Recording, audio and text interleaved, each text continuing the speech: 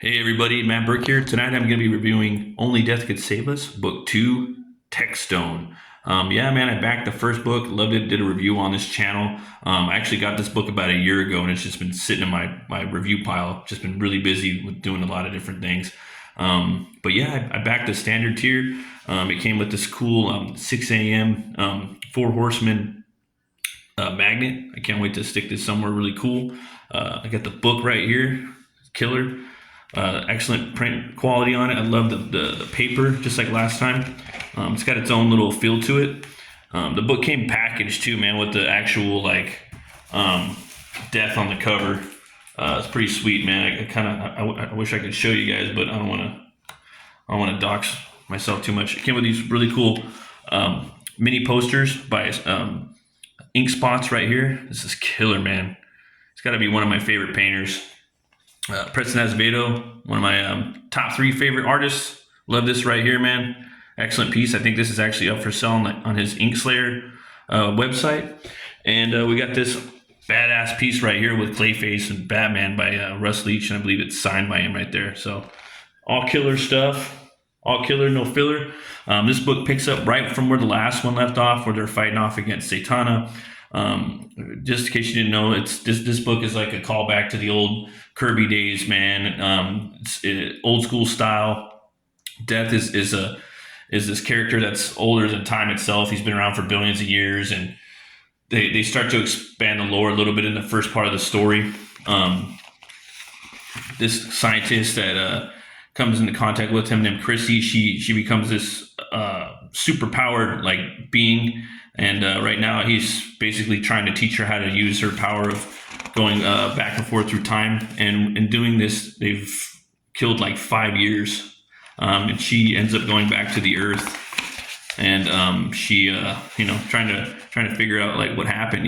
She goes back to her old house, and she's walking through. Wait, I know this.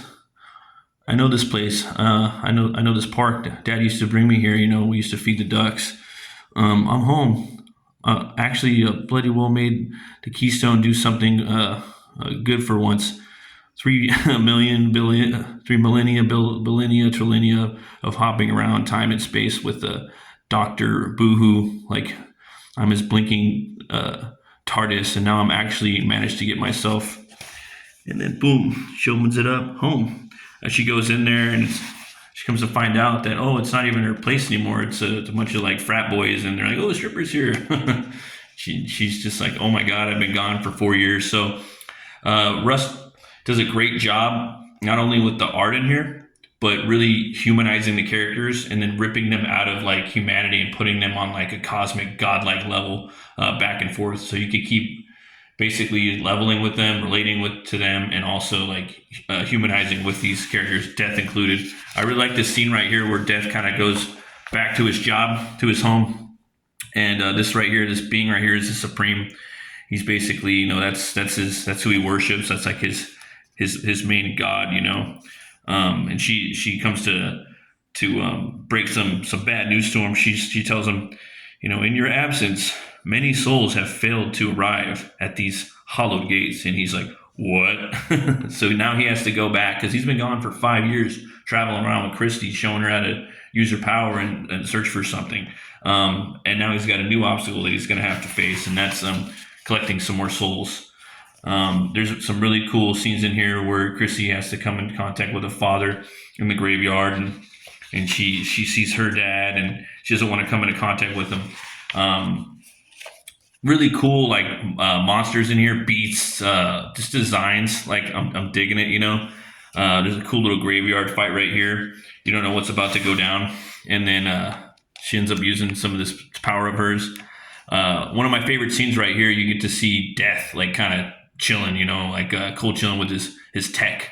I like in here like the concept of magic in here is like blurred with tech, so you really don't know. And it kind of reminded me of like Thor and the way that they handle that with Marvel, the way Kirby and Simonson did that. And I think it's a really cool angle. And there's certain ways that he draws characters in this universe or universes that are completely original to him.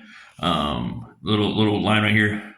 I have bathed in the unconditional love of my mistress. The mistress is the supreme, the one we just showed a few pages back, and my guiding light. Every living being harbors the need to be reborn. Their cells are always replenishing. Even elementals need clear their minds and recharge. The quiet gives me time to consider, or diverting them, or maybe people aren't dying when they should. Um, my adored mistress was correct. The numbers do not lie. Not enough are reaching the halls. Either something stopping them. Yeah. So yeah, that's cool, man. You kind of see him charging up. It's like a big machine. The way the galaxy is like in this universe is just, I don't know, man. It's like a big machine and time and space and I don't.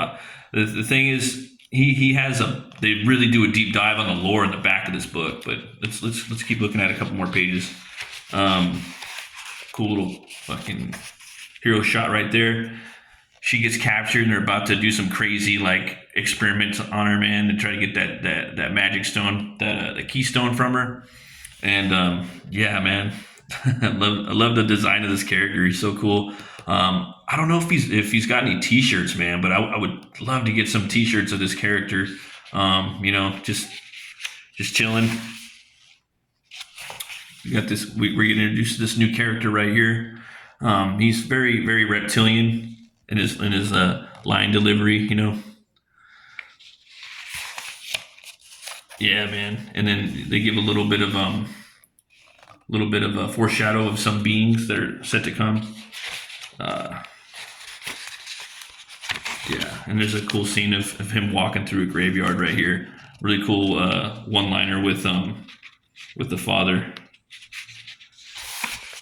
Yeah, I like that right here. Reminds me of like the old school horror comics, like EC style, a little bit. And yeah, homeboy pops up. Wait, did you just call me Satana? Like, there's a lot of really funny humor in here too, man. And it comes out of nowhere too. It just kind of catches you off guard. So that's another attribute to this book. He does a good job of taking it seriously, like extremely seriously, but also not seriously. Kind of like Hellboy in a way. If you guys are into that. So in the back of the book, I'm not gonna show you guys too much more, but in the back of the book, you're gonna get like these some deep dives, man, into the universe of Only Death Could Save Us. And let's see, right about here. So it's gonna have these chapters right here from the records of the Eternal Realms. So these are really gonna help build out the lore, man. He really builds things out, and I don't know. I really want to talk about it, but I don't want to go into it too much. Like what he does with certain entities and ideas of what things could be. Certain things could be characters. His take on certain characters. I don't know. You guys have to get this book. I'll find if it's available. I'll find a link in the description. But yeah, man, I give this book 2 horns way up. Again, I can't wait for the 3rd book. He's also got a new book coming out, or it's actually funny right now. It's the first Robert E. Howard Cole story. It's on fundmycomic.com. It's called The Shadow Kingdom. He's going to be coming on Open the Gates in a few weeks, so I can't wait to do a deep dive with the campaign about that. Speaking of Fund My Comic, I actually got my book, Butch Cleaver 1 and 2 right now on Fund My Comic.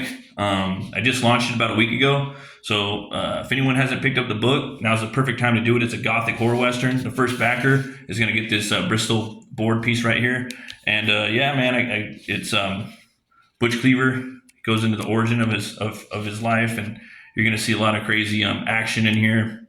Lots of cool stuff. So check it out. Really proud of that. I was and I got the first book in here too. So if you guys missed out on the first campaign, got the first Butch Cleaver in there too. So I was at the beer store today, and I came upon this beer. It's actually a Setzer, and yeah, man, reminded me of Death Paloma Hard Seltzer, 5% gluten free. the after party. That's what we're doing right now. I'm having an after party tonight. I just went over to Panera Bread. I always forget how to say that. Panera Bread. I picked up one of those lemonades, man, with all the caffeine in them. I got a small one, and it's finally kicking in. You got I had to drink the whole thing, but I didn't want to. I didn't want to go too crazy on it because I wanted to do this review and also work on a page of Hell War. Mm. Yeah, man. I don't know. I'm not really into these too much. Yeah, I gotta give that maybe one horn up. Yeah, man. It just yeah, I don't know. It's just not my thing. But I mean, yeah, if you guys, I mean, check it out. After Party Seltzer got a cool little design on there. You know, it's 99 calories. Yeah, so put a bitch in one. But yeah, man, this book's awesome. It's basically for all readers, all ages, man. You could let your kids check this book out. For the most part, it's awesome. Yeah, man, there needs to be more books like this. I think this is what us creators need to strive for: is a badass all ages book that we can just freaking hand off to our kids and be like, check this out. You know what I mean? And it's still cool for us. You know, like TMNT stuff like that. You know, so thanks for watching, everybody. Always remember to be bold, be brave, and we're going to be doing a Metal Movies and Brewskis live shows Saturday nights at 8 p.m. Eastern Standard Time, starting this week. Starting to tomorrow or tonight, depending on how you're looking at it. So, yeah, thanks for watching, guys. I'll catch you on the flip side. Peace.